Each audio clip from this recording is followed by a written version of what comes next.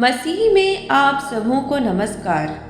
धरती पर स्वर्ग दैनिक भक्ति में आपका स्वागत है।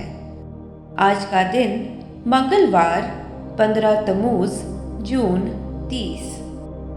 परमेश्वर या मेरे लिए कुछ भी कठिन नहीं है। लूका अध्याय 1 वचन 37। क्योंकि परमेश्वर के लिए कुछ भी असंभव न होगा। यह सुने, परमेश्वर कुछ भी कर सकते हैं। इस बात से अधिकांश मसीही विवाद नहीं करेंगे।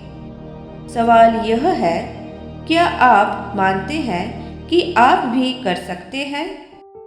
आप देखिए, कई मसीहियों के लिए यह स्वीकार करना या विश्वास करना कठिन होता है कि उनके भीतर इतनी सामर्थ है। बाइबल स्पष्ट रूप से कहती है कि परमेश्वर के लिए कुछ भी असंभव नहीं होगा।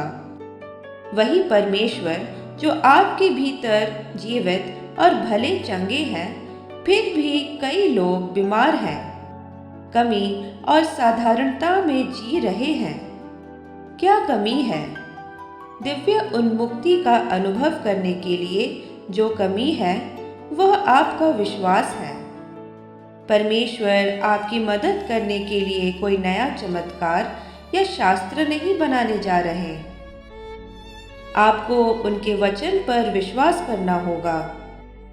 उन्होंने आपको अपनी ओर से पृथ्वी पर कार्य करने का अधिकार दिया है। इसका अर्थ है कि जो वह कर सकते हैं, वह आप कर सकते हैं। वह परमेश्वर ही है जो इसे आपके माध्यम से कर रहे हैं। क्या आप इसे देख पा रहे हैं? आपको केवल विश्वास करने की आवश्यकता है। ध्यान दें कि शास्त्र कहता है, कुछ भी असंभव ना होगा। परमेश्वर के संतों, कुछ भी नहीं का अर्थ बिल्कुल वही है, कुछ भी नहीं। सभी संभावनाओं के परमेश्वर के सामने कौन खड़ा हो सकता है? आपने सही समझा, कुछ भी नहीं। इसका अर्थ है कि आज जब आप अपने दिन की शुरुआत कर रहे हैं, तो आपके विरुद्ध कुछ भी खड़ा नहीं है।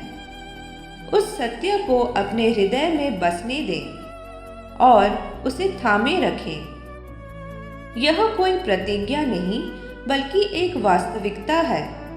बाइबल हमें परमेश्वर की क्षमताओं के अनगिनत उदाहरण उनके लोगों के माध्यम से दिखाती है।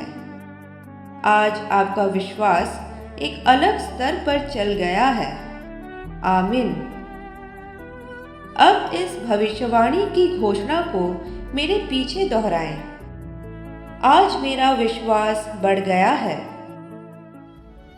जो कुछ भी मैं असंभव समझता था, वह संभव हो गया है। मैं एक सर्वशक्तिमान परमेश्वर की सेवा करता हूँ